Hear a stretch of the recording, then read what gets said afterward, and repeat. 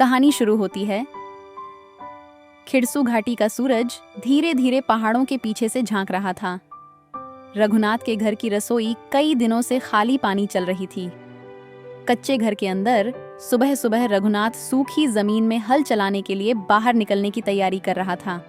आज भी रसोई में कुछ नहीं है रघु, थोड़ी सी दाल थी, वो भी कल खत्म हो गई। उसने अपनी पत्नी की तरफ देखा, आंखों में थकान, चेहरे पर चिंताओं की रेखाएं। गीता, मैं कोशिश कर रहा हूं। खेत सूखा पड़ा है, बारिश का पता नहीं, बीज भी अच्छे नहीं है। बस हम कोशिश करते रहेंगे। कोशिश कब तक रघु? बच्चों की फीस बाकी है, मकान की मरम्मत बाकी है, और पेट भी भूख को कब तक समझाता रहेगा। उसकी आवाज बेहद धीमी थी, लेकिन हर शब्द भारी। कोशिश, हाँ मैं जानती हूँ तुम हार नहीं मानते, पर रघु पेट जब खाली होता है ना, तो दिमाग सवाल पूछने लगता है और दिल जवाब नहीं खोज पाता। गीता सुनो, तुम रो मत। अगर तुम टूट जाओगी तो मैं कैसे खड़ा रहूंगा? मैं टूट नहीं रही रघु, बस थक गई हूँ थोड़ा। गीता सुनो, तुम रो मत। अगर तुम टूट जाओगी तो मैं कैसे खड़ा रहूंगा? बस तुम लौट आना रघु, हार कर नहीं, थोड़ा मुस्कुरा कर। मैं लौटूंगा, क्योंकि ये घर सिर्फ मिट्टी का नहीं, हम दोनों का है। उसने हल उठाया, वह खेत की ओर चल पड़ता है। बाहर गांव की गलियों में रघुनाथ हल लेकर खेत की ओर जा रहा था। रास्ते में पड़ोसी धानु मिल जाता है। धानु थोड़ा ताना मारते हुए, ओ रघु, फिर उसी सूखी धरती को जोतने चला। अरे भाई, ये खेत तो अब थक चुकी जमीन है, ना बारिश, न बीज, ना नसीब। सीधा सीधा क्यों नहीं मान ले कि वक्त खराब है? धानु हास्य और ताना एक साथ। मेहनत तो तू पिछले साल भी खूब कर रहा था, फसल कहाँ हुई? एक मुट्ठी चावल तक नहीं निकला। रघुनाथ रुक जाता है। उसके गले के अंदर कुछ भारी अटक जाता है। शायद गुस्सा नहीं, दर्द। धानु, खेत मेरा है और उम्मीद भी मेरी। जब तक हाथ चलेंगे हल भी चलेगा। उसी समय दूर से मास्टर दिनेश आते हैं। धानु, खेत सूखा हो सकता है, पर मन सूखा ना होने देना। धानु थोड़ा असहज हुआ, पर मुस्कान बनाए रखी। मेहनत कभी मिट्टी नहीं होती, कभी कभी वो बस समय मांगती है। किसान हार जाता है तब नहीं जब फसल नहीं होती, बल्कि जब वह हल छोड़ देता है। सही कहा मास्टर जी। जब तक ये हल कंधे पर है, मैं हारने नहीं दूंगा खुद को। खेत मेरी रगों में है और मैं उसे छोड़ नहीं सकता। जा रघुनाथ, मिट्टी सुनती है, जो दिल से बोलता है। धरती उसे कभी धोखा नहीं देती। रघुनाथ ने एक गहरी सांस ली। वह आगे बढ़ गया। सूरज ढल चुका है। खिड़सू घाटी की शाम में हल्की ठंड और शांत सन्नाटा। गीता चूल्हे के सामने बैठे बैठे लकड़ी को धीरे से हिला रही है। रघुनाथ भीतर आता है। उसके कपड़े मिट्टी से भरे हुए। गीता नरम आवाज में उसके माथे को छूकर, इन थक गए होंगे, आज दिन कैसा था? जमीन अब भी बंजर खड़ी है, धरती फटी हुई है, जैसे उस पर भी बहुत दर्द हुआ हो। फिर उसकी आंखों में एक छोटी सी ज्वाला झलकती है। लेकिन आज दिल में मैंने एक बीज बोया है, उम्मीद का। और गीता, जो बीज दिल में बोया जाता है उस पर कभी सूखा नहीं पड़ता। आए रघु, जब तुम्हारे दिल में उम्मीद है तो जान लो मेरी आस्था भी जिंदा है। हम दोनों साथ हैं तो हमारे हिस्से का आसमान भी एक दिन जरूर बरसेगा, चाहे देर से, पर बरसेगा। गीता हल्का घबराकर, बुखार जैसा लग रहा है, इतनी धूप में काम किया होगा। बुखार नहीं है, थकान है बस। पर यह थकान मीठी है गीता, क्योंकि आज मैंने अपने अंदर कुछ फिर से जगते महसूस किया। क्या? हिम्मत। मास्टर जी मिले रास्ते में। उन्होंने कहा, किसान तभी हारता है जब वह हल छोड़ देता है। और गीता, मैंने हल नहीं छोड़ा। रघु, मैंने कभी तुमसे चावल या दाल की शिकायत नहीं की। मुझे बस यह डर था कि कहीं तुम थक कर चुप न हो जाओ, हाथ रुक न जाए। अब अगर मेरे हाथ रुक जाएंगे तो मैं तुम्हारी आंखों का साहस कैसे देख पाऊंगा? गीता की आंखें भर जाती हैं। अब आंसू छिपाए नहीं जाते। आज जब तुम खेत गए थे, मैंने भगवान से कुछ नहीं मांगा, सिर्फ इतना कहा, रघु को मत तोड़ना, उसका मन मत तोड़ना।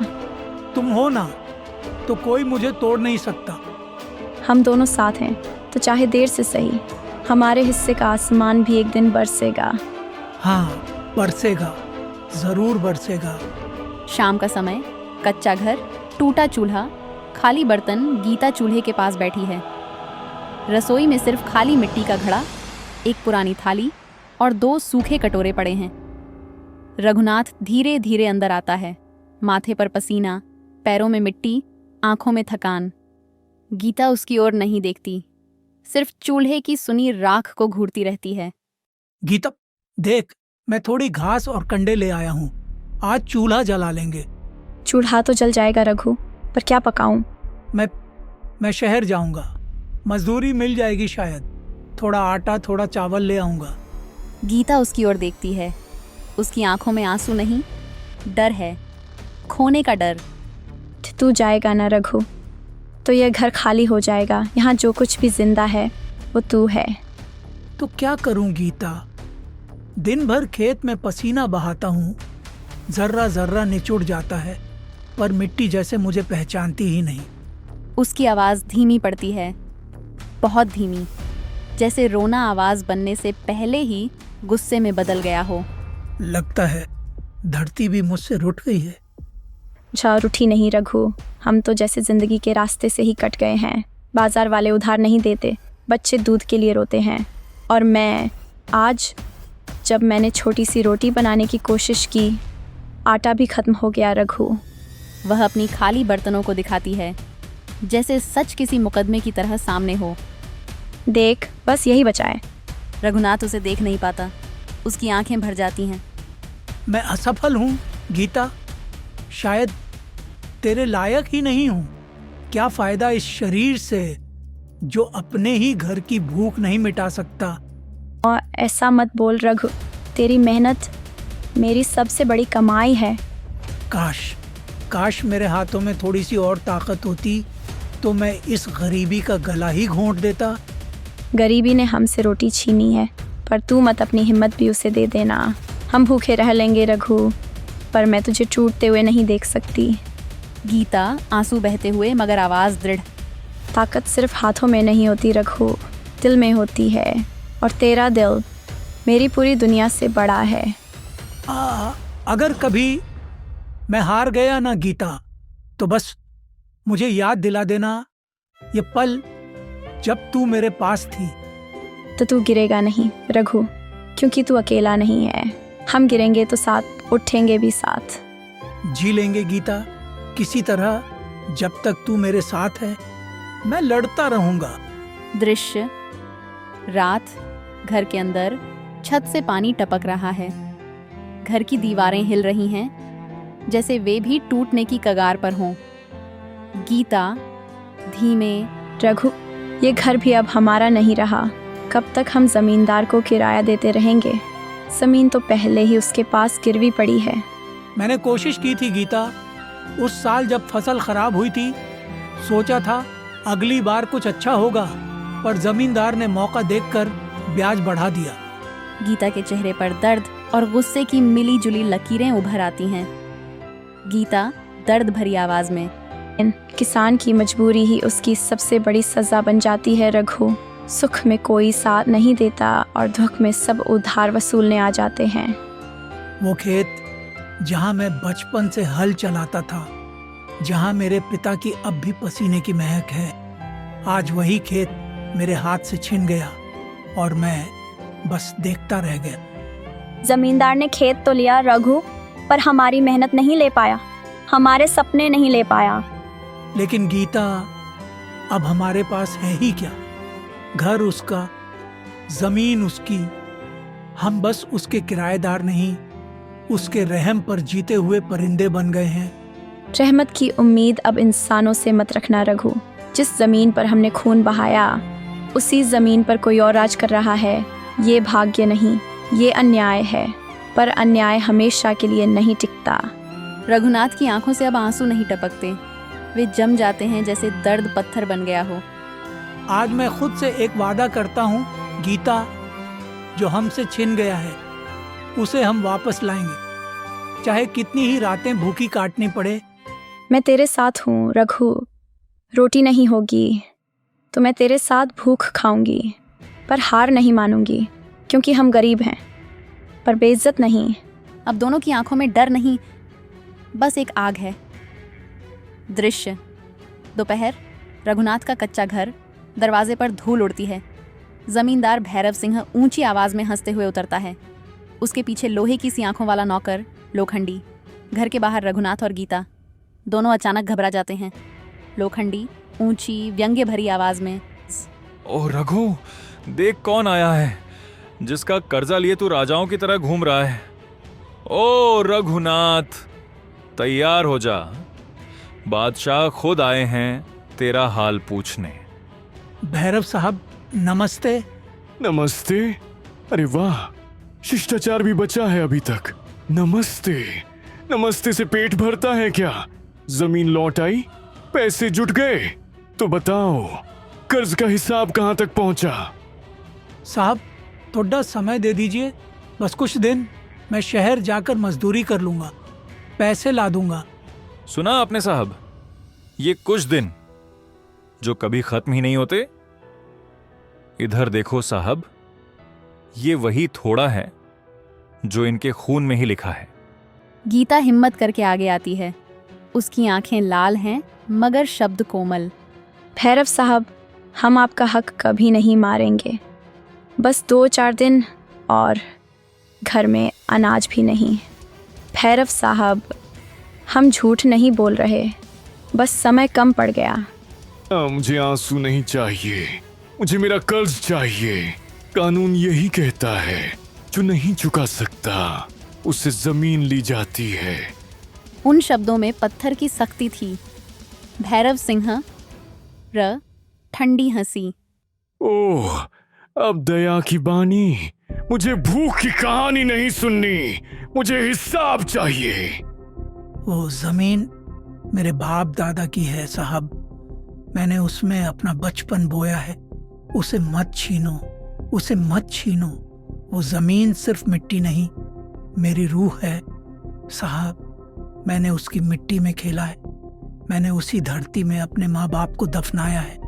कर्ज लेते वक्त ये सब याद नहीं था, अब भावुकता दिखा रहे हो। हम गरीब हैं साहब, पर इंसान हैं। हमारी मजबूरी मत खरीदोगे, बस थोड़ा वक्त दे दो। साहब, इन लोगों को जितना वक्त दोगे ये उतना ही सपने बुनते रहेंगे। साहब, इनके आंसू नमक वाले होते हैं, गले में फंस जाते हैं।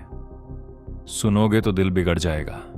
भैरव सिंह गीता और रघुनाथ की ओर झुककर बोलता है, आवाज जहरीली फुसफुसाहट में। सुनो, आज से ठीक 7 दिन, एक भी दिन ज्यादा नहीं, पैसा नहीं लाए तो घर से भी निकाल दूंगा, और जमीन तो पहले ही मेरी है।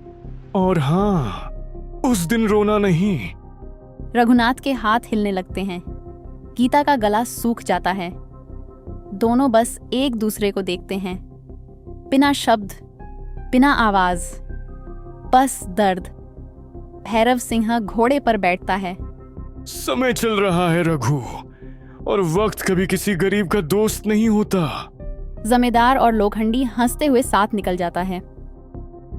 दृश्य अगले दिन, गांव की चौपाल, दोपहर। माहौल में खबर गूंज रही है। भैरव सिंह आया था रघुनाथ के घर, 7 दिन का समय देकर गया है। हाय रामा, ये जमीन तो रघुनाथ की सांस थी। दादा परदादा ने जिस मिट्टी में पसीना मिलाया, उसे कागज की एक चिट्ठी छीन ले जाएगी। यह सोचकर ही दिल फटता है। कल रात गीता की रुलाई मेरे आंगन तक सुनाई दे रही थी। रघुनाथ उसे समझा रहा था, मत रो, सब ठीक होगा, पर उस आवाज में खुद कांप थी। बेचारी के आंसू चूल्हे पर गिरते हैं तो रोटी भी नमक बन जाती है। हिम्मत हिम्मत हिम्मत से कुआं नहीं खुदता, कर्जा लिया है तो चुकाना होगा। ये दुनिया दया से नहीं हिसाब से चलती है। धानु, मजाक की भी एक हद होती है। आज उसके घर की बारी है, कल तेरे घर की भी हो सकती है। धानु चुप हो जाता है, पर चेहरा अभी भी कट्टू। बूढ़ा मुंशीराम आवाज भर्राकर, भैरव सिंह कभी किसी को नहीं छोड़ता। जिसके हाथ में ताकत हो उसके कानों में करुणा की आवाज नहीं पहुंचती। पर रघु हार नहीं मानता। वो तो आज भी खेत गया था। इतना टूटा आदमी भी अगर हल उठा सकता है तो शायद भगवान भी देख रहा होगा। शायद बरसात उसके हिस्से भी आएगी। 7 दिन, बस 7 दिन। किस्मत भी कभी कभी एक ठंडी सांस लेकर देखती है, कौन टिकता है, कौन टूटता है। दृश्य बदलता है। रघुनाथ और गीता घर के बाहर, दोनों शांत पर टूटी हुई हवा में। रघुनाथ का चेहरा कठोर है, थकान से नहीं। रघुनाथ धीमी भारी आवाज में, पूरे गांव में खबर फैल गई है गीता। हाँ, सुना मैंने। लोगों की बोली भी कभी दुआ जैसी लगती थी, अब वही बोली जले घाव पर नून बन गई है। मैं सोचता था मेहनत इंसान को आगे ले जाती है, पर अब लगता है मेहनत के पास भी एक सीमा होती है जिसके आगे किस्मत हंसकर खड़ी हो जाती है। किस्मत नहीं रघु, किस्मत नहीं। ये जालिम लोग हैं जो खुद को किस्मत का रखवाला समझ बैठे हैं। जिनके पेट भरे हैं वही भूख का मजाक उड़ाते हैं। मैं सब खो सकता हूँ गीता, छत, जमीन, रोटी, पर अपनी इज्जत नहीं। ये लोग सोचते हैं कि हम टूट गए हैं, झुक गए हैं, पर ये हमारी थकान है, हार नहीं। हम टूटे नहीं रघु, कि हम बस थक गए हैं, बहुत थक गए हैं। रघुनाथ गहरी सांस लेकर मानो चलना सीख रहा हो फिर से। इन 7 दिनों में हम या तो खुद को बचाएंगे या अपने सपनों को अपने ही आंगन में जलते देखेंगे। तो चलो लड़ते हैं। हाँ, लड़ेंगे, रोटी से, किस्मत से, गरीबी से, और सबसे ज्यादा उस डर से जो हमें कमजोर बनाता है। कुछ क्षण चारों ओर गहरा, भारी, बोलता हुआ सन्नाटा। हवा भी स्थिर हो जाती है, जैसे दुनिया सुन रही। दृश्य सुबह, धूप हल्की, खेतों की पगडंडी। रघुनाथ हाथ में पुराना हल और फावड़ा लिए खेत की तरफ जा रहा है। गांव के कुछ लोग कुएं और चबूतरे के पास बैठे हैं। जैसे ही रघुनाथ उनके पास से गुजरता है, सबकी नजरें उस पर टिक जाती हैं। गांव वाला एक धीमे, चिंता भरे स्वर में, अरे रघु, सुना है भैरव सिंह आज धमका था कल? हाँ, आया था। और 7 दिन का वक्त देकर गया, जैसे जानते थे, पर फिर भी सुनने में दर्द था। रघुनाथ धीरे से सिर हिलाता है। वो हाँ शब्द से भी भारी है। धानु पहले जैसा व्यंग्य, होंठ टेढ़े करके, अरे देखो भाई, कर्जा लिया था तो चुकाना पड़ेगा। ये कोई दया धर्म की दुकान थोड़े है, कानून सबके लिए बराबर है। मास्टर दिनेश खड़े होते हैं, आवाज गहरी और शांत। धानु, कानून से पहले इंसान होता है। जिन आंगनों में भूख रोती है वहां ताने नहीं बोए जाते, दुआ बोई जाती है। धानु की गर्दन झटकती है, पर इस बार वह जवाब नहीं ढूंढ पाता। मैं कर्ज चुकाना चाहता हूँ, भागकर अपनी पीठ छुपाने वालों में से नहीं हूं मैं। बस थोड़ा समय मांगा। रघु बेटा, तू मिट्टी का बेटा है। जिस मिट्टी में खेला वही मिट्टी तुझसे कभी बेवफा नहीं होगी। अगर तू कहे तो हम सब मिलकर तेरा खेत जोतेंगे। हर हाथ हल बनेगा, हर पसीना दुआ बनेगा। मैंने कभी किसी से मांगा नहीं बाबा, हमेशा सोचा मेहनत ही काफी है। पर आज डर लगता है कि वो खेत, वो मिट्टी जहां मेरे बाप की आखिरी सांसों की गर्मी अभी भी है, वो किसी और के नाम ना हो जाए। हम सब तेरे साथ हैं रघु। गरीबी बस इम्तिहान है, अंत नहीं। जिनके हाथ खून पसीने से रंगे हों, उनका समय एक दिन जरूर लौटता है। अगर भैरव सिंह जुल्म करेगा तो गांव खामोश नहीं बैठेगा। यह मिट्टी एक की नहीं, हम सबकी है। रघु, तू अकेला नहीं है। धन्यवाद, मुझे अकेला मत छोड़ना। बस बाकी ताकत मैं अपनी जमीन से ले लूंगा। भैरव सिंह नाम ही काफी है। जिसके साथ खड़ा हो जाए ऊंचा उठ जाता है, जिसके खिलाफ हो जाए मिट्टी में मिल जाता है। साहब, हमने उसकी हवेली की दीवारें उठाई थी, दिन रात काम किया था, पर मजदूरी 2 महीने तक रोकी थी उसने। हम आवाज तक नहीं उठा पाए। कानून गांव में नहीं चलता बेटा। यहाँ चलता है किसका रसूख, किसके दरवाजे पर कितनी बंदूकें टंगी हैं। धानु, जो हमेशा ताना मारता है, लेकिन अब उसकी आवाज धीमी, कांपती। मैंने मजाक नहीं किया था, पर जब रात गहरी होती है ना, मेरे भी घर में भूख रोती है। हम सब डरते हैं उससे। अगर आज उसकी बात टाल दी, कल हमारी बारी होगी। अरे बेटा, सच बोलना आसान है, सच जीना मुश्किल। यह गांव डर का आदी हो चुका है। आदतें इतनी आसानी से नहीं बदलती। आदतें बदलेंगी, जरूर बदलेंगी, पर उसके लिए सिर्फ डर नहीं, दिल की आग चाहिए। ये सिर्फ मेरी लड़ाई नहीं है, ये उन सब की लड़ाई है जिनकी रोटियां, सपने और इज्जत किसी और की मुट्ठी में बंद हैं।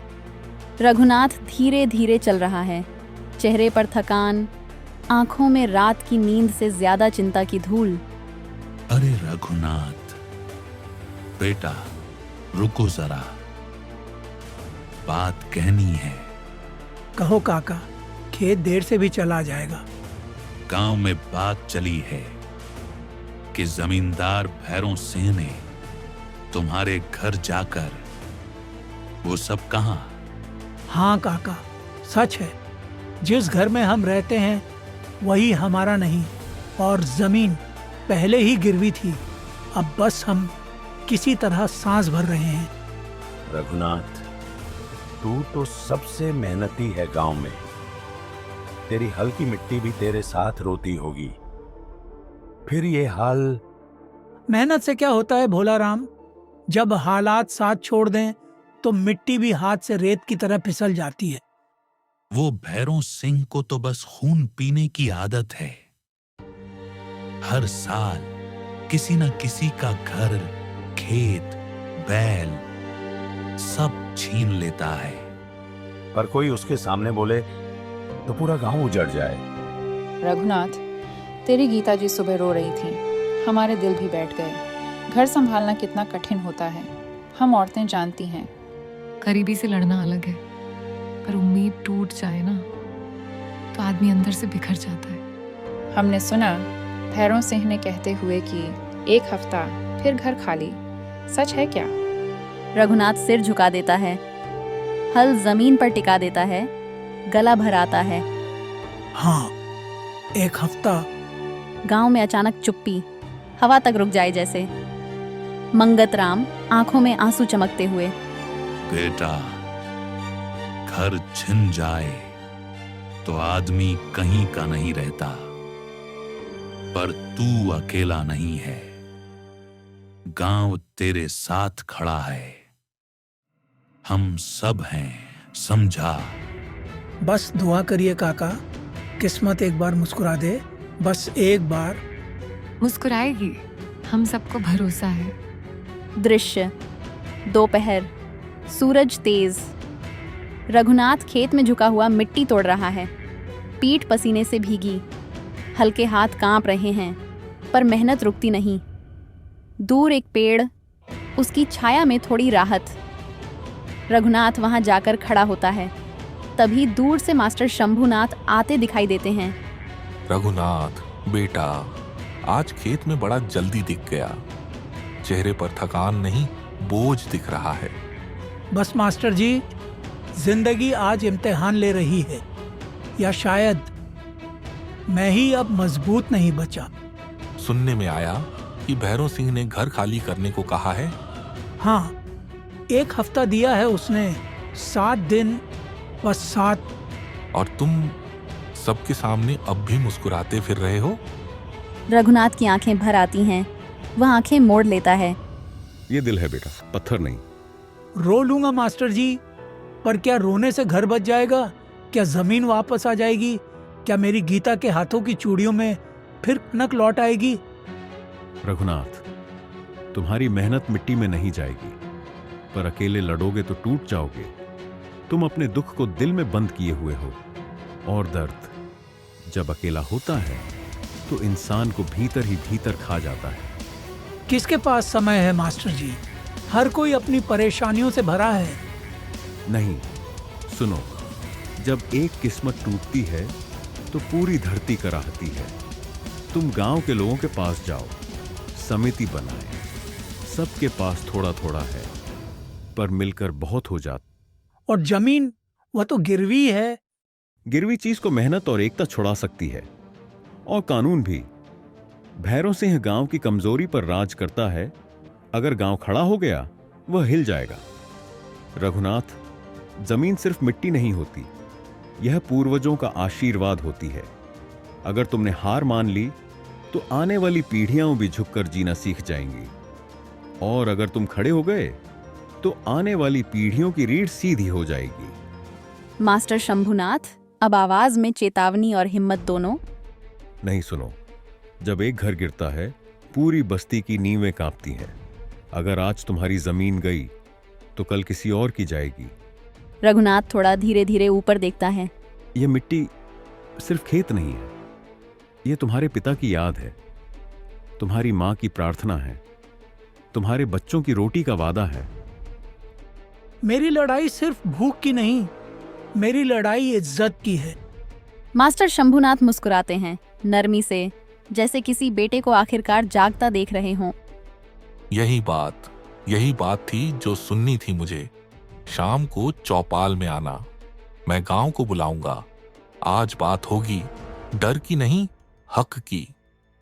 मैं आऊंगा मास्टर जी, इस बार खुद को नहीं, किस्मत को बदलने। गांव की चौपाल, शाम का समय। अंधेरा धीरे धीरे ढल रहा है। चौपाल के बीच में मिट्टी की चबूतरी। गांव के लोग, पुरुष, औरतें, बूढ़े धीरे धीरे इकट्ठा हो रहे हैं। रघुनाथ आता है, थोड़ा झुका हुआ, पर आज आंखों में डर नहीं, सिर्फ छुपा हुआ हौसला। मास्टर बीच में खड़े हैं। मास्टर शंभुनाथ धीमी पर गूंजती आवाज में, आज हम एक बात पर इकट्ठा हुए हैं। भैरव सिंह की ज्यादती कोई नई बात नहीं है, पर आज बात रघुनाथ की नहीं, आज बात गांव की रीढ़ की है। चारों ओर सन्नाटा, कोई सर नहीं उठाता, पर कोई नजर नहीं चुराता। आज रघुनाथ का घर छीना जा रहा है, कल किसी और का, परसों शायद मेरा भी। हम सब जानते हैं मास्टर, भैरव सिंह राज पैसे से नहीं करता, वो राज्य करता है डर से। पर कब तक डरेंगे?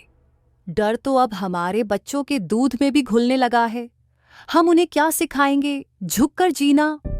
रघुनाथ धीरे धीरे, सांस गहरी, आंखें लाल, आवाज स्थिर। पहले लगा यह मेरी किस्मत की मार है।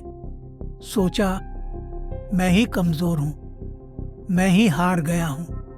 रघुनाथ अब मजबूत। आज समझ आया, अगर हम चुप रहे तो हमारी आने वाली पीढ़ियां भी चुप ही पैदा होंगी। मैं लड़ना चाहता हूं, जमीन के लिए नहीं, अपने मान के लिए, अपने बच्चों की रीढ़ के लिए। हम सब देंगे साथ, जो देना होगा, अनाज, पैसा, मजदूरी, सब मिलकर जोड़ेंगे। लड़ाई खेत की नहीं, गौरव की है।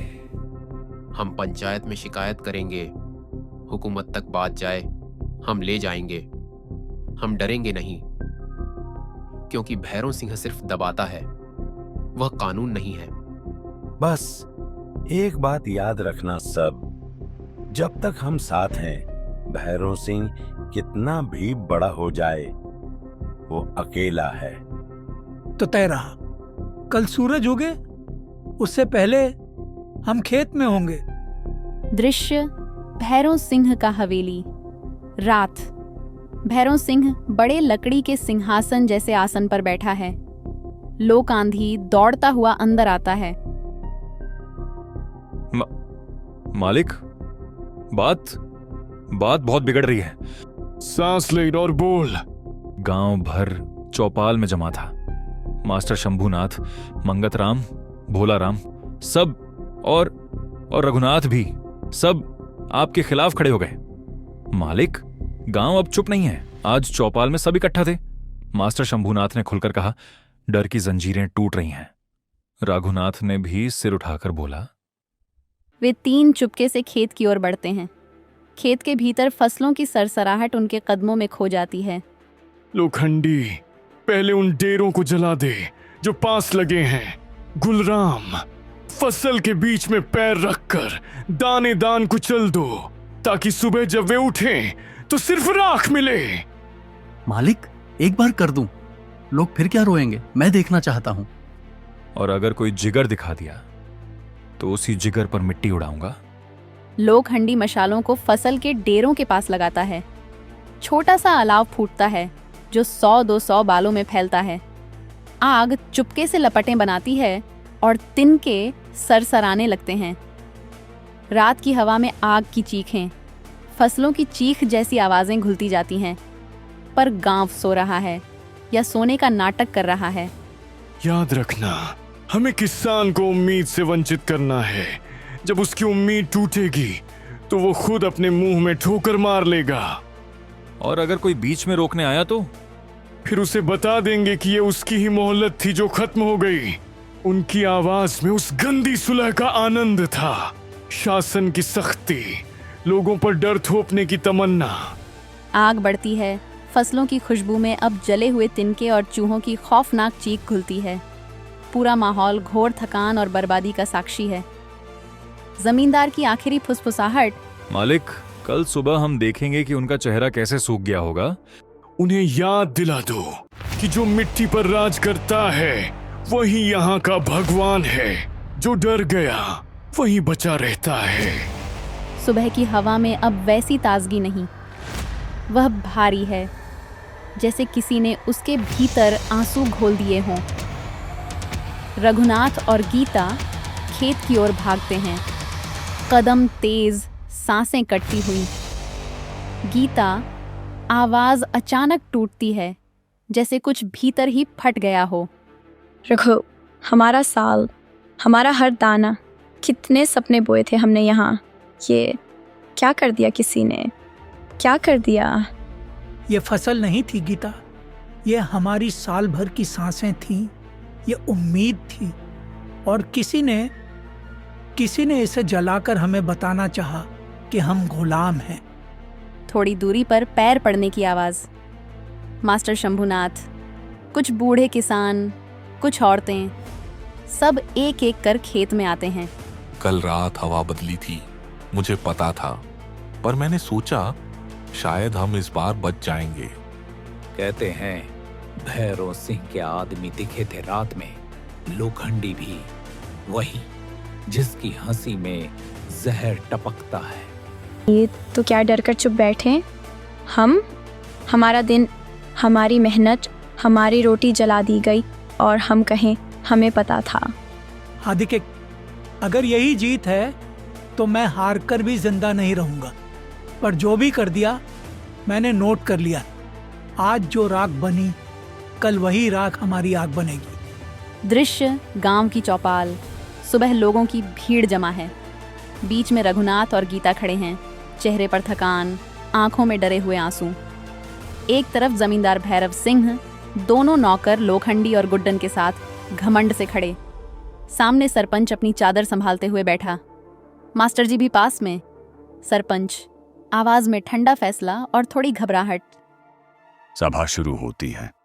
रघुनाथ, तूने जमींदार से लिया कर्ज चुका लिया या नहीं? सरपंच जी, मैंने कोशिश की। खेत में दिन रात पसीना बहाया, फसल तैयार होने ही वाली थी। बस कुछ ही दिन की देर है, थोड़ा सा समय और। भैरव सिंह कुर्सी पर पीछे झुककर, होंठों पर व्यंग्य। समय तो बाप मरने पर मिलता है, कर्ज पर नहीं। जमींदार जी, हमारी बच्ची बीमार है, दवा के भी पैसे नहीं बचे। आपके चरण पड़ते हैं, थोड़ा रहम। अरे वाह, दया की बातें। देखा, जब लेने आए थे कर्ज तब दया याद न थी, अब आंसू आए हैं। और अगर रोने से कर्ज माफ हो जाए तो चलो हम भी रो लें, सबका कर्ज चुक जाए। भैरव सिंह जी, रघुनाथ जैसा आदमी ढूंढने पर भी नहीं मिलेगा। सीधी रीढ़ वाला है, उसकी बात सुन लो। समय तो फसल का होता है, ठप्पे का नहीं। धरती मौसम पर चलती है, जबरदस्ती पर नहीं। हर घर में दुख है, पर इंसानियत इसलिए होती है कि दुख बांट लिया जाए। कर्ज का नाम लेकर घर उजाड़ोगे, फिर ये गांव घर नहीं, कब्रिस्तान हो जाएगा। आज अगर रघुनाथ पर जुल्म हुआ, कल हम में से किसी पर भी हो सकता है।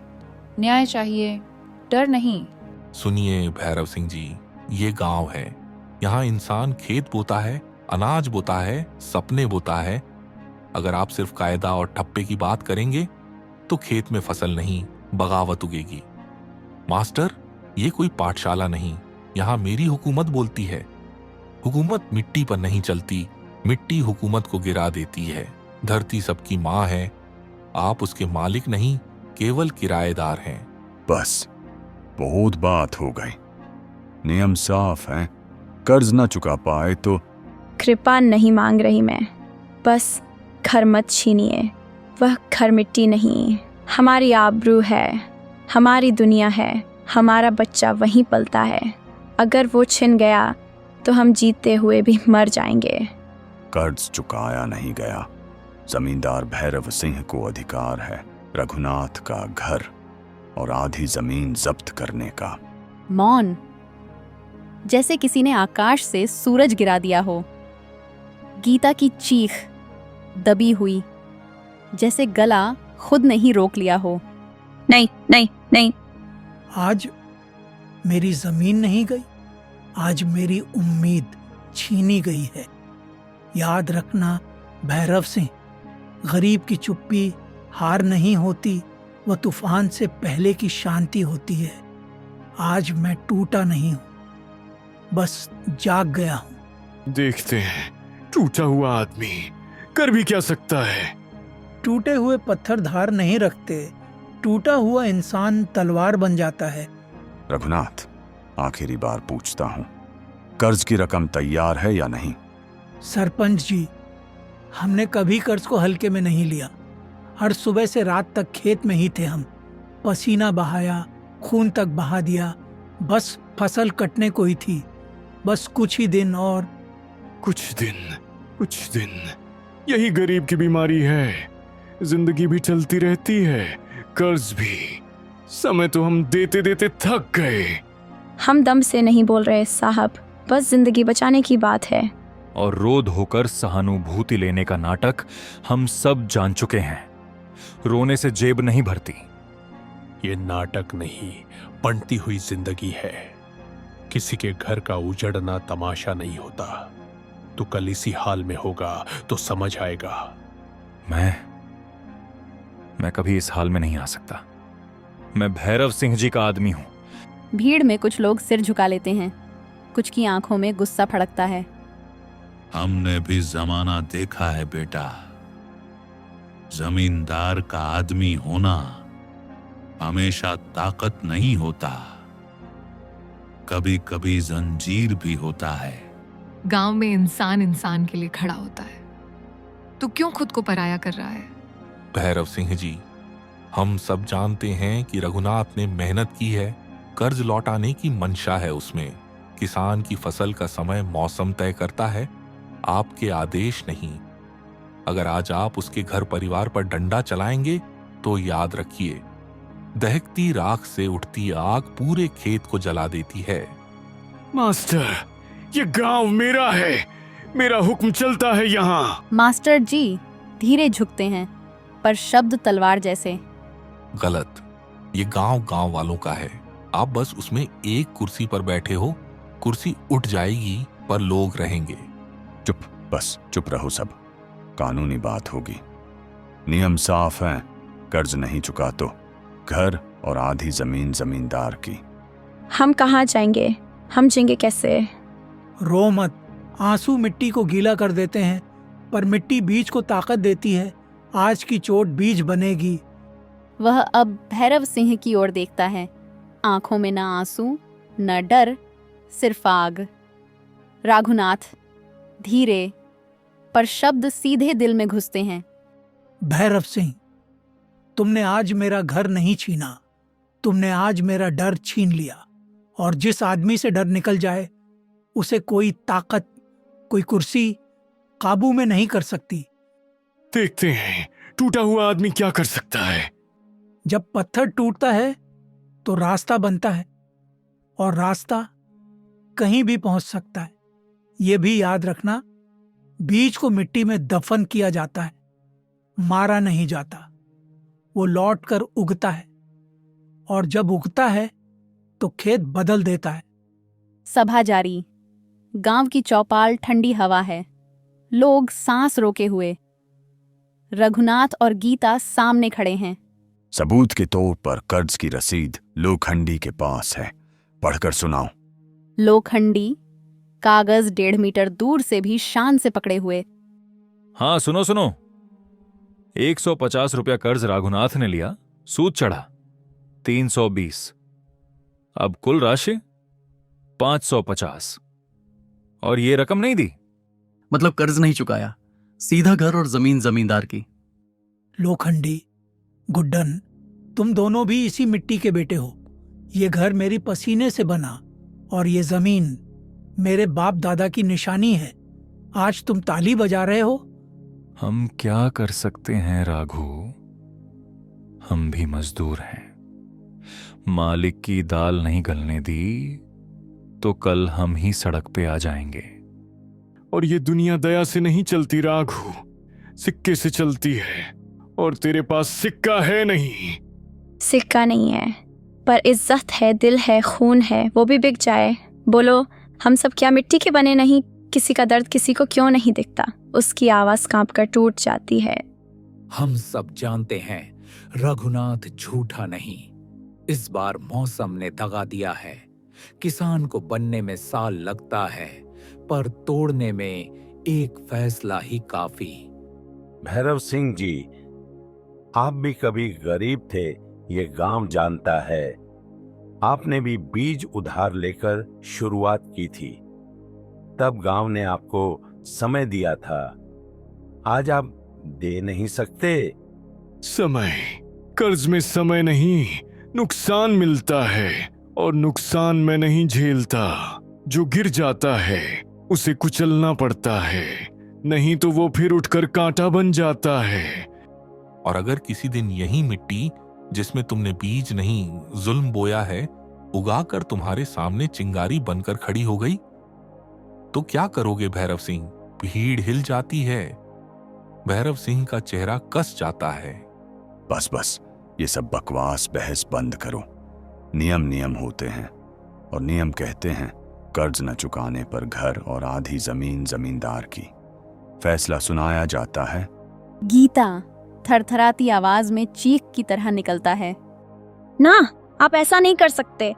ठीक है, घर ले जाओ, जमीन ले जाओ, मुझसे सब कुछ छीन लो, पर याद रखना, जिस दिन गरीब से सब कुछ छीन लिया जाता है, उस दिन वह सिर्फ गरीब नहीं रहता, वह आंधी बन जाता है।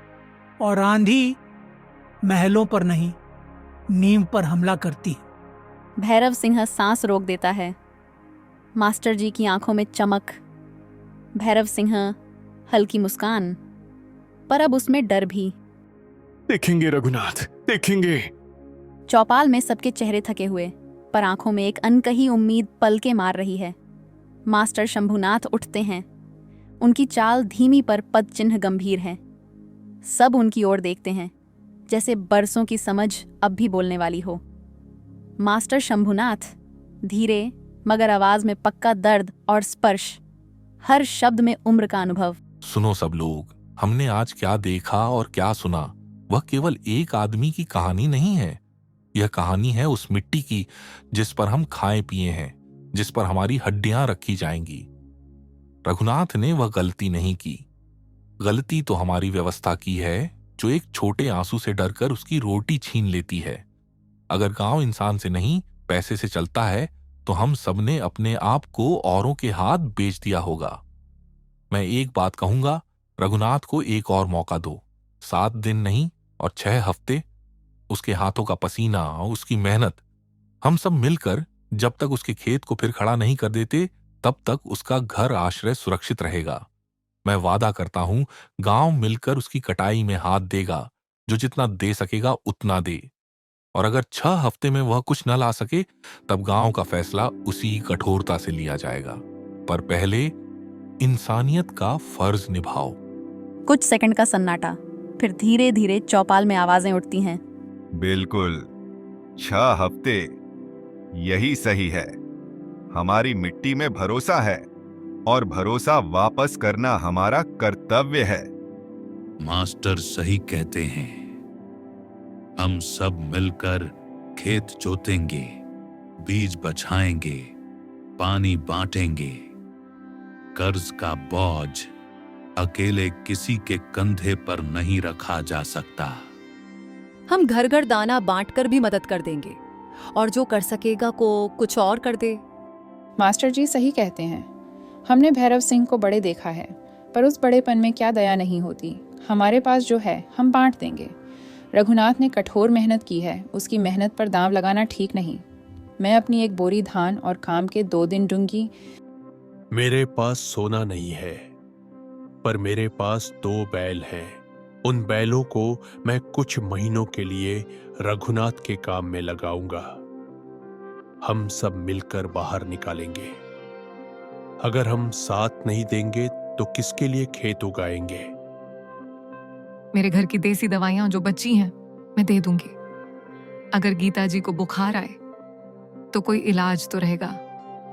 हिम्मत जुटाओ, हम बेदर्द नहीं हैं। हम गांव का फैसला ठीक है, पर सरपंच 2 तरफा फंसता हुआ, जमींदार का दबाव और गांव की नजरों का भार दोनों सिर पर। मास्टर, आप जानते हैं मैं नियमों का पालन करता हूं। अगर जग जाहिर हो गया तो। सरपंच जी, नियम इंसानियत के बाद आते हैं। नियमों का पालन भी तभी सार्थक है जब वह जीवन बचाने के काम आए। तुम्हें डर है? ख्याल रखो, गांव साथ देगा। मैं हर सुबह 2 घंटे रघुनाथ के खेत में काम करूंगी।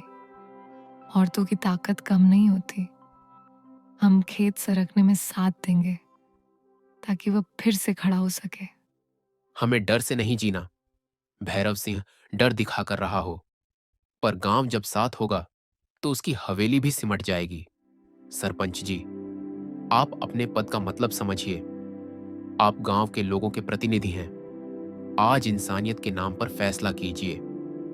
6 हफ्ते, तुम्हारे जज्बात तारीफ लायक है मास्टर, पर मेरी हकीकत भी कुछ और है। मैंने जमीन खरीदी है, कर्ज दिया है, नियम हैं जो मैंने निभाने हैं। तुम्हारी हकीकत और गांव की हकीकत अलग नहीं हो सकती भैरव सिंह। तुमने जमीन ली, विकास के नाम पर भी ली, पर विकास का अर्थ लोगों का बुनियाद नष्ट होना नहीं। तुम सबकी भावनाएं अपनी जगह, पर पैसे का हिसाब भी जरूरी है। हिसाब घर घर मिलकर कर लेंगे भैरव सिंह। तुम्हारी रकम सुरक्षित रहेगी, पर लोग नहीं टूटेंगे। मास्टर जी, आपका धन्यवाद। हम उस दिन को भूल नहीं पाएंगे।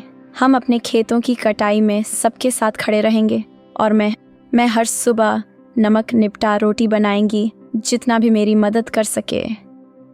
और एक बात, यह मौका सिर्फ रघुनाथ के लिए नहीं है, यह मौका हमारे लिए है कि हम दिखाएं हमारे रिश्ते, हमारी जमीन और हमारी ईमानदारी अब भी जिंदा है।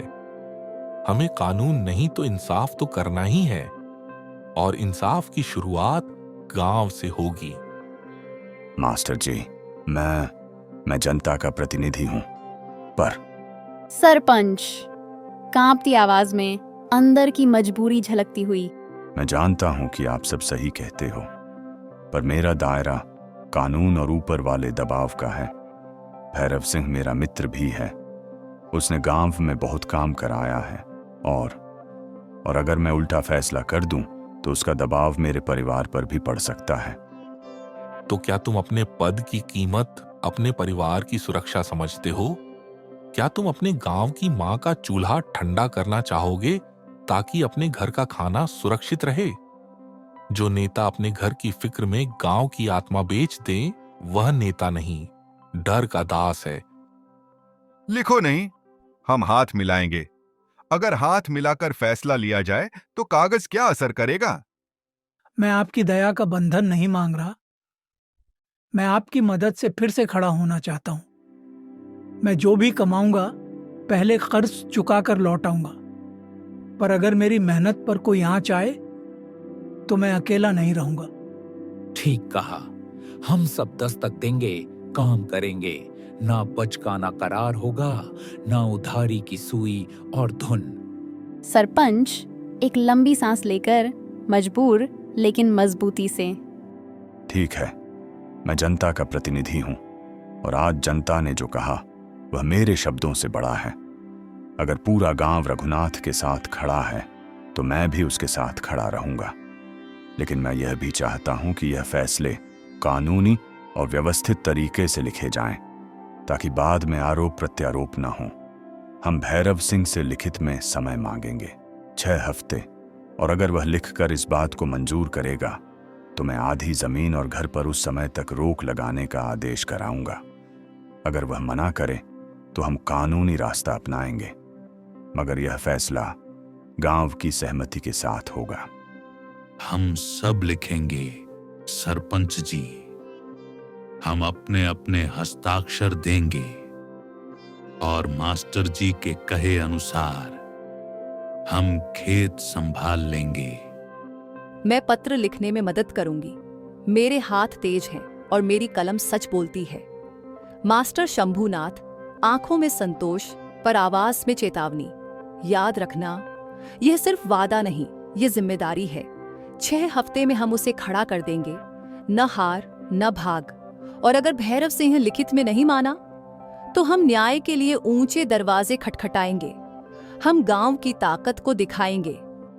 ठीक है, 6 हफ्ते, पर याद रखना, जो नियम है उसे मैं भुलाऊंगा नहीं। तुम नियमों के साथ खड़े रहो, मैं अपनी फसल के साथ खड़ा रहूंगा, और जब फसल कटेगी तब न्याय का असली मापदंड खेत की उपज होगी। धन्यवाद, धन्यवाद सबको। मेरे बच्चे की हथेली पर अब फिर से भरोसा जगेगा। ठीक है, गांव ने निर्णय दिया, हम भी देखेंगे कि ये 6 हफ्ते कैसे चलते हैं। मैं भी अपनी झोली खोलकर मदद करूंगा, इस बात का हिसाब बाद में। 6 हफ्ते, पर अगर वह सफल हो गया तो भी हिसाब बराबर नहीं छोड़ा जाएगा। सरपंच अब पूरी तरह सार्वजनिक निर्णय लेते हुए, तो फैसला यह हुआ, 1, भैरव सिंह को 6 हफ्ते का लिखित समय मांगा जाए। 2, उस दौरान गांव की समिति रघुनाथ के खेत और घर की रक्षा करेगी। 3, हम सब मिलकर उसकी फसल में हाथ देंगे, हर किसी के द्वारा जितना संभव होगा। अगर भैरव सिंह लिखित मंजूरी दे तो वही सब लागू होगा, नहीं तो कानूनी रास्ता। मास्टर शंभूनाथ रघुनाथ के पास आकर कहता है, तुम्हें अब पूरी ईमानदारी से काम करना है। गांव भरोसा दे रहा है, उसे मत तोड़ना। मांझे ये वादा है मास्टर जी, मैं इस भरोसे को अपनी आखिरी सांस तक निभाऊंगा। दृश्य रात का समय, हवेली की आंगन में लौटा हुआ भैरव सिंह। उसका गुस्सा भड़क रहा है भैरव सिंह, धीरे से, पर आदेश में कठोरता। मैं तुरंत कोई ऐसा कदम नहीं उठाऊंगा जिसके कारण गांव में खून की खुशबू फैले। कानून का भय और मीडिया का असर काम आएगा। हमें सूझबूझ से काम करना है। पहला काम, सरपंच की नींव हिला देना। उसने मास्टर के सामने अपना साहस दिखाया, पर वह अकेला और डरपोक होकर निर्णय नहीं करेगा। उसे पता चले कि उसके साथी कहाँ हैं और किस किस ने उसके साथ दोस्ती की है। उसे लगे कि उसने अकेले फैसला लिया, तभी उसका मन बदल जाएगा। मालिक, मैं उसका थोड़ा सा निजी दबाव बनवा दूंगा। कुछ लोग उठकर कह दें कि सरपंच के घर की वित्तीय स्थिति ठीक नहीं, थोड़ा सा अफसोस पैदा कर देंगे। कुछ घनिष्ठ लोगों को कुछ संकेत दे दें ताकि वो सामने आकर खड़े न हो पाएं, और बाजार वाले, उनको हम मामूली छूट दे देंगे ताकि वे हमारे पक्ष में बात फैलाएं। मैं उन चोरों की सख्त निगरानी करूंगा जो रात में खेत में घूमते हैं। उनकी रूटीन बदल दूंगा। 1-2 रात में कुछ घटिया हादसा दिखा देंगे, लेकिन ध्यान रहे, चोट इतनी नहीं कि कोई शव निकले। डर ऐसा पैदा करना है कि लोग अपने घरों में रहकर भी कहां पे। ठीक है, पर ध्यान रहे, हम सार्वजनिक तरीके से नहीं, परत दर परत खेलेंगे। आज रात मैंने आग बुझाई नहीं, पर राख का बीजारोपण कर दिया, और जब समय आएगा वही राख तुम्हें लौ में बदलनी होगी। सरपंच को मीठी बात कहो, उसे लगेगा कि मैं उसका मित्र हूं, पर उससे कहो कि वह गांव के बीच दिए गए कुछ वादों की याद दिलाता रहे ताकि वह भ्रमित रहे। मैं बाजार वालों से बात कर लूंगा। कुछ व्यापारी ऐसे हैं जो थोड़ी बातों में उलझ जाते हैं, और जो नेताजी हैं उनके नजदीकी लोगों को भी थोड़ा दबाओ। हमें धीरे धीरे उस मास्टर के चारों ओर शक की परतें बनानी होंगी ताकि गांव का भरोसा खिसक जाए। और अगर कोई बहुत ज्यादा हिम्मत दिखाए तो उसकी मानहानि के कुछ सबूत समय समय पर फैलाओ। लोगों का दिमाग अफवाहों से ही बिकता है। एक एक कर खिड़कियां बंद कर दो। भैरव सिंह कुछ कदम आगे आता है। चांद की हल्की रोशनी उसकी सख्त रेखाओं पर पड़ती है। भैरव सिंह ठंडी पर लगभग पिता सहित आदेश, पर सुनो, कोई भी कदम बिना मेरी मंजूरी के मत उठाना। अगर तुम दोनों ने मेरी बातों को न माना तो हवेली की चौखट तुम्हारे लिए बंद हो जाएगी। मेरे पास धैर्य है, पर मेरी सहनशीलता की सीमा भी तय है। आज तुम लोग जाकिरों की तरह काम नहीं करोगे, तुम उनके दिमाग में घुलकर काम करोगे। याद रखो, हमें गांव को तोड़ना नहीं है, उसे अंदर से खोखला करना है। लोग खुद ही गिरेंगे। मैं तुरंत कोई ऐसा काम नहीं करूंगा जिससे गांव में खून की खुशबू फैले। पब्लिक इश्यू में बहाव आ जाएगा और कानून भी अटक कर बैठेगा। पर याद रखो, जो आज मसूबा बचाकर लौटा है उसे कल तक चैन से नहीं रहने दूंगा। हम पारंपरिक तरीकों से नहीं, स्मार्ट तरीके से जवाब देंगे। उसकी उम्मीदें, उसकी प्रतिष्ठा, उसकी छोटी छोटी खुशियां धीरे धीरे छीनकर। सबसे पहले सरपंच का दबाव तोड़ना होगा। उसने मांझा दिखा दिया, पर दोस्ती का रिश्ता उससे टूटा नहीं है। धीरे धीरे उसे लगने दो कि वह अकेला फैसला नहीं ले सकता।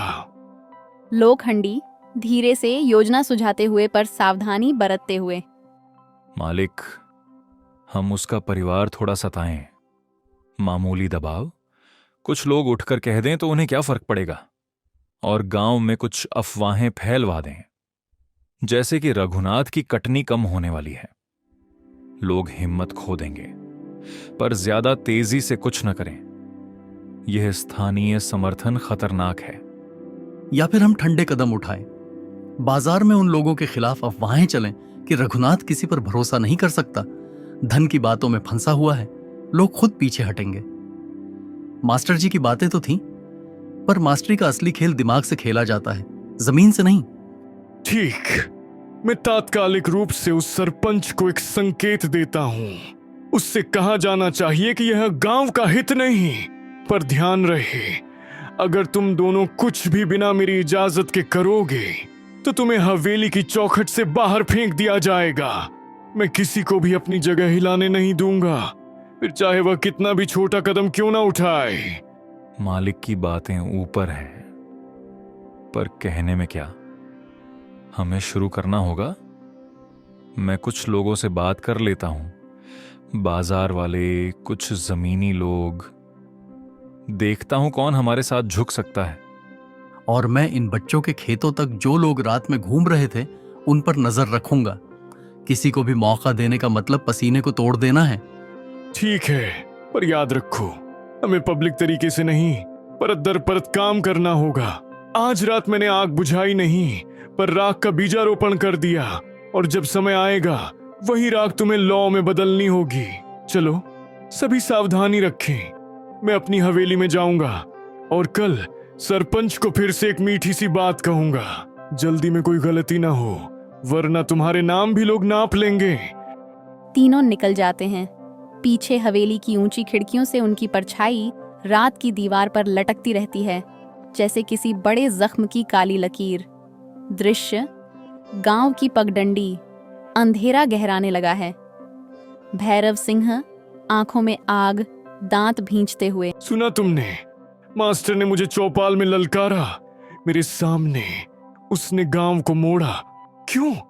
किस हिम्मत से उसने मेरे दरवाजे के बाहर खड़े होकर मुझे छोटा समझा? आज मैंने चारों ओर की दुनिया बनाई। एक एक ईंट पर मेरी मेहनत है, और वो बूढ़ा, उसकी बातें लोगों के दिलों पर चलनी शुरू हुई। यह बर्दाश्त नहीं करूंगा। मालिक, मैं समझता हूं आपकी गुस्सा, पर गांव वाले अब मास्टर की ओर झुके हैं। हमने कहा था कि 6 हफ्ते देंगे, अब उन्हें मौका मिल चुका है। चुप!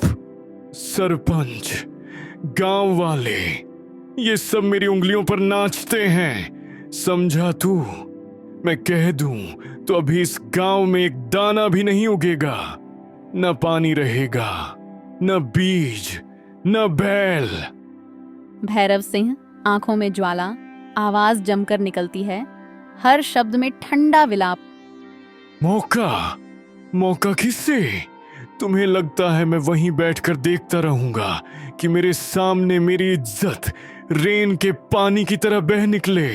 नहीं, मैं उस पानी को सोख लूंगा, और जब मैं सोख लूंगा तो जो बचा रहेगा वही मेरी हवेली बोलेगी। मालिक, मास्टर का सम्मान गांव में गहरा है। लोग उसे पुत्र सा मानते हैं। यदि आप कुछ करते हैं तो मैं ऐसा कुछ करूंगा जिसकी गूंज पगडंडी से उठकर कुएं तक पहुंचे, पर लोगों के जुबान पर न आए। मैं उसकी इज्जत मिट्टी पर गिरने से पहले ही मिटा दूंगा, पर ऐसा कि कोई न बोले कि किसने किया। समझे? मालिक, मगर मास्टर जी का बहुत मान है गांव वालों में। बच्चों को पढ़ाते हैं, बुजुर्गों की इज्जत करते हैं, गांव वाले उनका पक्ष ले ही लेते हैं। यही तो गलती कर दी गांव वालों ने। मान इज्जत मुझसे मिलता है, गांव से नहीं, और उस मास्टर ने गांव को मेरे खिलाफ खड़ा करने की जुर्रत की है। अब ये जुर्रत मैं यूं ही नहीं जाने दूंगा। मालिक, पर क्या यह सही होगा? मास्टर ने गांव को कुछ दिया है, उसने बच्चे पढ़ाए हैं, बूढ़ों का मान रखा है। क्या उसका नाश गांव की भलाई में होगा? भैरव सिंह सख्त, पर भीतर छलकती पुरानी यादों की कड़वाहट। सही और गलत की किताबें तुम जला दो। जो मेरे लिए असहनीय है वही मेरा न्याय है। उसने मेरी बेइज्जती की है और उसका हिसाब मैं मांगूंगा। पर सुनो, हम तेल सा जलेंगे नहीं, हम चुपके से काम करेंगे। लोगों का भरोसा हम तोड़ेंगे, उनके विश्वास को धीरे धीरे खोखला करेंगे, ताकि वे खुद पीछे हटें। और जो अधिक ही बोलबाजी करेगा उसका स्वर हम ऐसे दबाएंगे कि वह खुद भी अपना रास्ता भूल जाए। मालिक, ठीक क्या आपने? लोग अफवाहों और शक से ही डरते हैं। अगर हम धीरे धीरे उनके आसपास की लकीरों को मिटा दें, उनकी नींदें टूटेंगी। लेकिन मालिक, क्या हम ऐसा करके अपने आप को बदनाम नहीं कर रहे हैं? गांव के लोग बाद में जानकर क्या कहेंगे? बदनाम होना और हार जाना अलग बात है शंभू। मैं हार नहीं मानता। लोग बाद में क्या कहेंगे वह उनकी कहानी है। मेरी कहानी सामने आएगी जब मेरा मकसद पूरा हो जाएगा। मैं समझता हूं मालिक, मैं पहले गांव के कुछ लोगों से मुलाकात कराता हूं, बिना कुछ बताए। देखता हूं कौन कौन संवेदनशील हैं। और मैं रातों में उन रास्तों पर जाता हूं जहां मास्टर के समर्थक निकलते हैं। धीरे धीरे उन्हें असहज कर दूंगा। किसी को डर लगे तो वह धीरे धीरे पीछे हट जाएगा। ठीक है मालिक, पर मैं यही चाहता हूं कि मास्टर को तवज्जो के साथ न तोड़ा जाए और न ही कोई ऐसी घटना हो जिससे गांव का दिल टूट जाए। बेइज्जती का बदला लेकर ही चैन मिलेगा, पर याद रखो, मैं खून नहीं चाहता, मुझे योजना चाहिए। मैं चाहता हूं कि लोग अपने आप ही उस बूढ़े की छवि बदलें, और यदि कोई हद पार करेगा तो वह मेरी नजर में होगा। भैरव सिंह एकदम आक्रामक, पर फिर आवाज में मकसद की गंभीरता। सुन लो खंडी, कल सूरज उगने से पहले मास्टर की इज्जत मैं मिट्टी में मिलाऊंगा। गांव वाले तो अब तक सोच रहे हैं कि मैं हार गया। अब मैं उन्हें बता दूंगा, भैरव सिंह कभी नहीं हारता। पर मालिक, क्या करना है? पहले रघुनाथ के खेत पर नजर रखनी होगी। देखना होगा वो सच में काम करता भी है या नाटक कर रहा है। और अगर उसने वादा तोड़ा तो यह गांव उसकी लाश की चीखों को भी याद रखेगा। और मास्टर जी? मास्टर, उसे तो मैं अकेले में निपटाऊंगा। ऐसे निपटाऊंगा कि उसकी आवाज निकल जाए पर कोई सबूत न बचे। तीनों धीरे धीरे धुंधलके में हवेली की तरफ बढ़ जाते हैं। रात का समय, मास्टर जी का घर। कभी कभी आदमी सोचता है कि वो पढ़ लिख कर दुनिया बदल देगा, पर असल में दुनिया ताकत और डर के दम पर चलती है। सरस्वती, मैंने आज भैरव सिंह के सामने खड़े होकर बस एक बात कही कि सत्य सत्य है, चाहे उस पर कोई पहरा लगा दे। पर उसकी आंखों में मैंने देखा, सत्य से नहीं, हार से जलता हुआ आदमी सबसे खतरनाक होता है। मैं जानती हूं, भैरव सिंह जमीन, पैसे और नाम का भूखा है, पर आप इंसानियत के भूखे हैं। आपने आज किसी का हौसला टूटा नहीं, बल्कि संभाला है। इसका दाम कैसे भी हो भगवान चुका देगा। सरस्वती, भैरव सिंह कोई साधारण आदमी नहीं है। उसके पास हाथ नहीं, सरकश हथियार हैं। उसके पास शब्द नहीं, आदेश है। उसके पास दिल नहीं, सिर्फ बदले की आग है। रघुनाथ तो अभी एक चिंगारी है, पर भैरव सिंह पूरी आंधी लेकर आएगा। और अगर आंधी चल गई तो न सिर्फ खेत चलेंगे, सपने भी चलेंगे। अगर आंधी आएगी तो हम छत की तरह खड़े रहेंगे। अगर रात घनी होगी तो हम सुबह का इंतजार करेंगे। और अगर डर आएगा तो हम एक दूसरे को थाम लेंगे। तुम जानती हो, डर मेरी हड्डियों में नहीं है सरस्वती। डर है कि कहीं इस लड़ाई में रघुनाथ जैसा सादा सच्चा इंसान टूट न जाए, और कहीं मैं भी। आप टूटने नहीं वाले, क्योंकि आपका सच, आपके शब्द और आपकी नीयत किसी भी भैरव सिंह से कहीं ऊंची है। सुनिए, दुनिया को बदलना संभव नहीं होता, पर एक आदमी को बचा लेना वो बहुत बड़ा काम है। कुछ पल दोनों चुप हैं। हवा शांत है, जैसे पूरी रात उनकी बात सुन रही हो। कल सुबह कुछ बदलेगा। हवा, रास्ते या लोग, कुछ ना कुछ जरूर बदलेगा। हाँ, और जब बदलेगा हम साथ खड़े रहेंगे। आप फिर जाग रहे हैं? इतनी रात हो गई है, मन क्यों जल रहा है आपका? कुछ कहिए। बस मन भारी है सरस्वती। डर नहीं है, बस चिंता है कि कल क्या होने वाला है। आपने जो किया है सही किया है।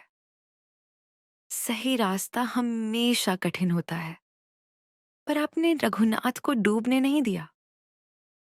भगवान भी आपके साथ है। भगवान साथ हो, बस यही दुआ है।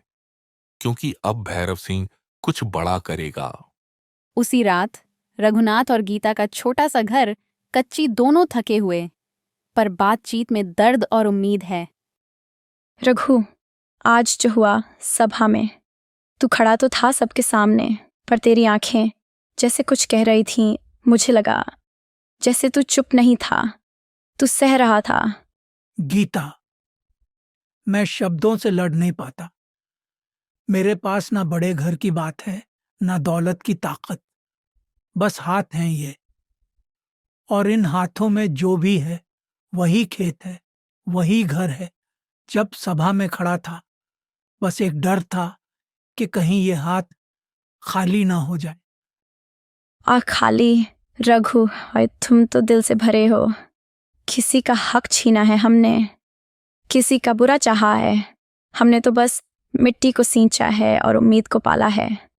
हाँ, हम गरीब सही, पर झुकेंगे नहीं। गीता, जब गांव वाले मेरे साथ खड़े हुए ना, तब पहली बार लगा कि मैं अकेला नहीं हूं। यह मिट्टी, ये खेत सिर्फ मेरा नहीं, पूरे गांव की सांस जैसा है। रघु, भैरव सिंह जैसे लोग ताकत से डर दिखाते हैं, पर तू मेहनत से उम्मीद दिखाता है। ये उम्मीद कभी मत खोना।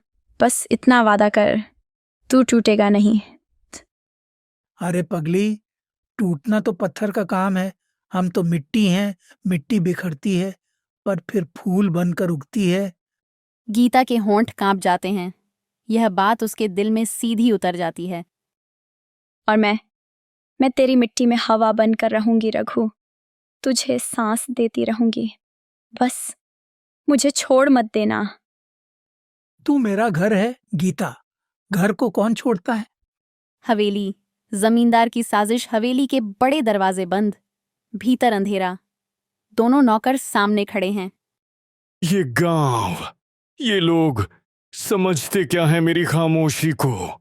दया, कमजोरी या उनकी जीत? मैंने रघुनाथ को खड़े होने दिया। सोचा चलो देख लेता हूं उसकी हिम्मत क्या है, और अब वो मुझे चुनौती समझने लगा है। मालिक, गांव में आज सब बोल रहे थे कि रघुनाथ जीत गया। भैरव सिंह की आंखें आग बन जाती हैं। भैरव सिंह, धीमी आवाज, मगर हर शब्द पत्थर जितना भारी। जीत गया? जीत वहीं होती है लोकांधी, जहां खेल खत्म हो जाए, और ये खेल अभी शुरू हुआ है। मालिक, आदेश दीजिए, क्या करना है? रघुनाथ की मेहनत को ही उसका जहर बना देंगे। कल से उसके खेत में पानी नहीं आएगा। नहर का रास्ता रात में पत्थरों से बंद कर देना, इतना कि उसे पता भी ना चले, जब तक बीज सूख न जाए। और उसके बीज, जो उम्मीद उसने हथेली पर रखी है, वो बीज रात के अंधेरे में नदी में बहा देना। मालिक, वो तो उसका सब कुछ है, उसका आने वाला कल। और मेरा आज क्या है?